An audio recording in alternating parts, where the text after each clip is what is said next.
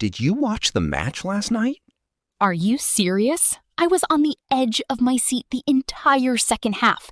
That final goal with 3 minutes to go, I genuinely could not breathe. Same. I was watching at a sports bar, and I was surrounded by people going absolutely crazy. And I wanted to join in, but I just didn't have the words in English. What do you mean? I knew what I was feeling, I knew what I thought, but when the person next to me turned and said, "What a match!" I just said, "Yes, very good. Very good." That's all I had. Huh. Very good. Pathetic. I stood there with all this excitement inside me, and all I could say was, "Very good." That is exactly why today matters. Because the World Cup is one of the most universal shared experiences in the world.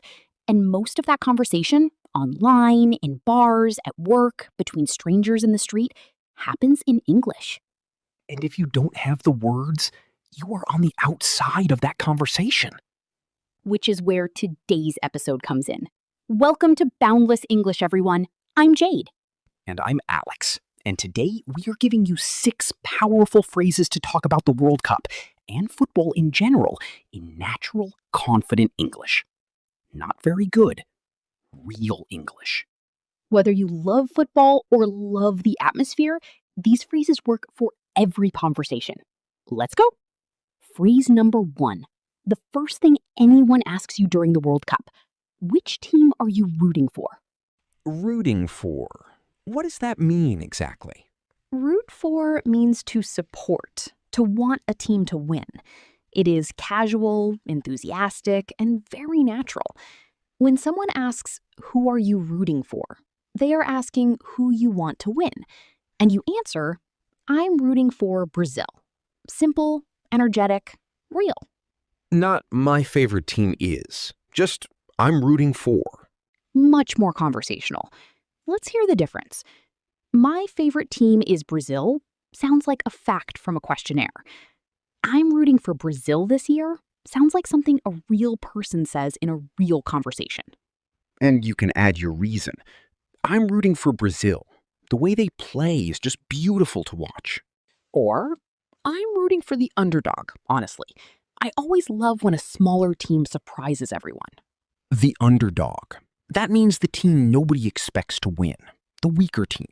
The one with the biggest surprise potential. Excellent word. And you can also say, I'm not really rooting for anyone specific. I just want to see a good match. For people who love football but don't have a strong team loyalty. Which is also a very natural answer. Let me try. I'm rooting for whoever plays the most exciting football. I just want to see goals and passion. Huh. Diplomatic, but completely natural. Phrase number 2, for when something extraordinary happens on the pitch. The phrase is, "What a goal!" or "What a finish!" What a goal! That structure carries so much emotion. In English, "whata" is one of the most natural ways to express amazement. What a goal! What a save! What a match! What a comeback! One short phrase, enormous emotion. So instead of "the goal was very good," we say, What a goal! 3 words, done. And you can extend it. What a goal! I didn't think he had the angle for that. or "what a save! The goalkeeper came from absolutely nowhere." And for the full match, what a match! I genuinely did not know who was going to win until the final whistle. Until the final whistle. That means until the very end of the match. The referee blows the whistle to signal the match is over. Great phrase. I was nervous right until the final whistle. They held on until the final whistle. Very natural. Let me try. What a comeback! They were losing 2-0 at halftime and somehow came back to win 3-2. I couldn't believe it. And notice, 2-0, not 2-0. In football English, 0 is nil. 1-0, 2-0, 3-0. That is such an important detail. Native speakers always say nil. Always. Remember that one. Phrase number 3. for expressing your opinion about a decision, especially a bad one. The phrase is, the referee made a terrible call. Oh, this one gets used constantly during the World Cup. Every single match. Because disagreeing with the referee is one of the most universal football experiences in the world. A call, that means a decision the referee makes. Yes, a call is any official decision. A penalty, a yellow card, offside, a red card. That was a bad call. I don't agree with that call. The referee made the right call there. An terrible call when you really, really disagree. Other natural options? I can't believe that wasn't a penalty. He should have given a red card. That was clearly offside. The referee cost them the match. These are the phrases that start every conversation after a controversial match. And they work everywhere. In the cafe, at work, in messages, online. Let me hear yours. I can't believe the referee didn't give that penalty. The defender clearly handled the ball. That was a terrible call and it completely changed the game. Passionate, specific, completely natural. You could say that to anyone who watched the match and they would immediately know exactly what you meant. Even someone who disagrees with you. Especially someone who disagrees. That is where the best conversations happen. Friends, if you are enjoying today's episode, please subscribe to Boundless English and like this video. Comment "goal" below. We read every single comment, and we love hearing from you. Phrase number 4, for making predictions. The phrase is, it could go either way. It could go either way. That means nobody knows who will win. Exactly. When two strong teams play, or when a match is very tight, this is the phrase. It could go either way tonight. Both teams have been in great form. That sounds thoughtful, like you have genuinely considered both sides. And you can combine it with your actual prediction. Honestly, it could go either way, but I think Spain will edge it. Edge it. Win by a very small margin. A narrow victory.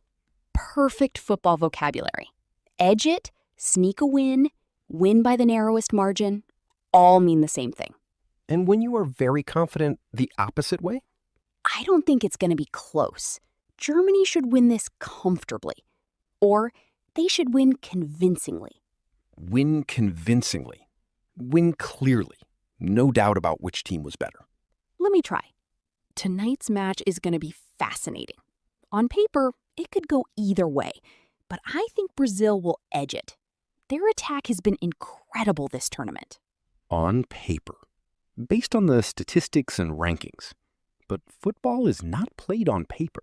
Which is exactly why we love it. Phrase number 5, for describing a dominant performance. The phrase is, they dominated from start to finish. Dominated. They were completely in control. The other team had no chance. Yes, Germany dominated from start to finish. Spain barely had a chance. Or Brazil took control after halftime and dominated the whole second half. And for individual brilliance? He was the best player on the pitch tonight. She ran the game from midfield. On the pitch. British English for the playing area.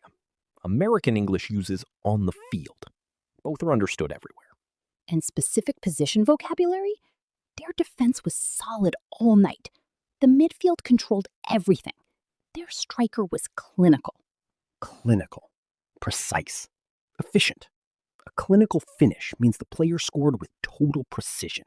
No waste. Let me give you a full sentence. They dominated from start to finish. Their midfield controlled everything. Their striker was absolutely clinical, and the defense gave nothing away. A brilliant performance. Gave nothing away.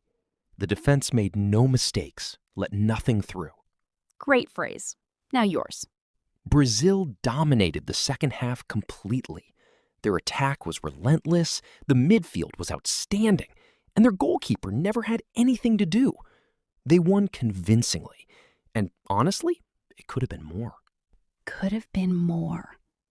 The score does not fully reflect how dominant they were. It could have been by an even bigger margin. These phrases connect so naturally. That is what fluency sounds like. Phrase number 6, our final phrase today. For when something unexpected and incredible happens. The phrase is, I can't believe they pulled it off. Pull it off. To succeed at something difficult or unexpected. Yes. They were a man down from the 65th minute and they still pulled it off. 1-0. Nobody gave them a chance and they pulled it off. A man down. One player was sent off with a red card, so they played with 10 players instead of 11. Great detail. And what a turnaround. Nobody saw that coming. They shocked everyone. Nobody saw that coming. Completely unexpected. And the painful version. When the unexpected does not happen. So close. They were right there and they just couldn't pull it off. That one hurts. Every football fan knows that feeling. Okay, game time. 3 situations. I answer using today's phrases. Ready? Situation 1. You are at a cafe watching the match. Your country just scored a last-minute winner. The person next to you turns and says, "Can you believe that?" I can't believe they pulled it off. We were a goal down with 5 minutes to go. Nobody saw that coming. What a goal. What a comeback. I am completely speechless. 4 phrases. Natural. Emotional. Exactly right. You owned that moment. Situation 2. A colleague the next morning. What did you think of last night's match? Honestly, Germany dominated from start to finish. Their midfield was outstanding, the striker was clinical, and they won convincingly. I think tonight's semifinal could go either way, though. Spain are going to be a completely different challenge. You moved seamlessly from last night's result into tomorrow's prediction. That is a complete football conversation. Situation 3. A stranger at an event asks, "Who are you rooting for this tournament?" I'm rooting for the underdog, if I'm honest. One of the smaller nations, if they can pull it off against one of the big teams, what a story that would be. What a match. I'm just here for the drama. That answer made me want to watch the tournament with you. That is the point. Let's recap our 6 phrases. Phrase 1. I'm rooting for. Say who you support naturally and with energy. Phrase 2. What a goal, finish, match. Express amazement in 3 words. Phrase 3. The referee made a terrible call. Disagree with decisions clearly and confidently. Phrase 4. It could go either way. Make measured, thoughtful predictions. Phrase 5. They dominated from start to finish. Describe a dominant team performance. And phrase 6. I can't believe they pulled it off. Celebrate the unexpected comeback. 6 phrases. Every World Cup conversation you will ever need. Here is your challenge this week. The next time you watch a match, or even just read about one or talk about one, use at least 3 of today's phrases. Out loud in real English. And comment goal below. Tell us, who are you rooting for in the World Cup? We want to know, and we will reply to every comment this week. Football brings the whole world together. Now you have the English to be part of that global conversation. Until next time. Keep watching, keep practicing, and enjoy the beautiful game. Goodbye, everyone. Goodbye. See you next episode of Boundless English.